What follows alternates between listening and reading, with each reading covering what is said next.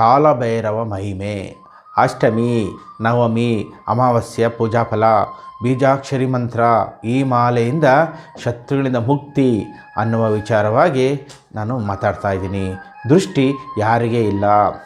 ಮಾಟ ಮಂತ್ರ ಅನ್ನೋದಕ್ಕಿಂತ ಹೆಚ್ಚಾಗಿ ಇಂದು ನಾವು ನೋಡುತ್ತಿರುವುದು ಅಸೂಯೆ.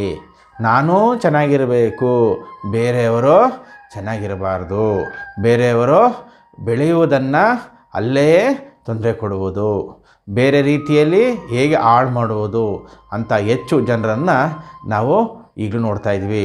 ನಾವೆಲ್ಲರೂ ಈಗ ಹೋಗಬೇಕಾಗಿರೋದು ಮನುಷ್ಯರ ಮೊರೆ ಅಲ್ಲ, ಅದುವೇ ದೇವರ ಮೊರೆ. ಯಾಕಂದರೆ ಹೇಳ್ಬೇಕು, ಅನಾಥ ದೇವರಕ್ಷಕ ಅಂತ ನಾವು ಹೇಳ್ತೀವಿ. ಆ ದೇವ ಮೊರೆಯಿಂದ ನಮಗೆ ಇರುವಂತಹ ಈ ದೃಷ್ಟಿಬಾಧೆ ಮತ್ತು ಒಂದು ಹಾಳು ಮಾಡುವಂತಹ ಪ್ರವೃತ್ತಿ ಇರುವಂಥ ಆ ಜನರಿಂದ ನಾವು ಹೊರಬರಬೇಕಾಗಿದೆ. ಆದ್ದರಿಂದ ನಮಗೆ ಕಾಯುವಂಥ ಶಕ್ತಿ ಇರುವುದೇ ದೇವಶಕ್ತಿ. ನಾವು ದೇವವನ್ನು ನಂಬಿದರೆ ಯಾವತ್ತೂ ಕೈ ಬಿಡೋದಿಲ್ಲ. ಅದಕ್ಕೆ ನಾವು ಮನುಷ್ಯರ ನಂಬುವುದನ್ನು ಬಿಟ್ಟು ದೇವ ನಂಬಿಕೆಯಿಂದ ನಮ್ಮ ಕಾಲವನ್ನು ನಾವೇ ಕಾಯ್ಕೋಬೇಕು. ನಮ್ಮನ್ನು ನಾವು ರಕ್ಷಣೆ ಮಾಡ್ಕೋಬೇಕು, ನಮ್ಮ ಕುಟುಂಬವನ್ನು ನಾವೇ ರಕ್ಷಣೆ ಮಾಡ್ಕೋಬೇಕು. ಅಂತಹ ದೇವಶಕ್ತಿ ಇರುವಂತಹ ಕಲಿಯುಗ ಮೂರ್ತಿ ಅಂದರೆ ಶ್ರೀ ಕಾಲಭೈರವ ಸ್ವಾಮಿ. ಹೆಸರೇ ಸೂಚಿಸುವಂತೆ ಕಾಲವನ್ನು ತಿರುಗಿಸುವವರು.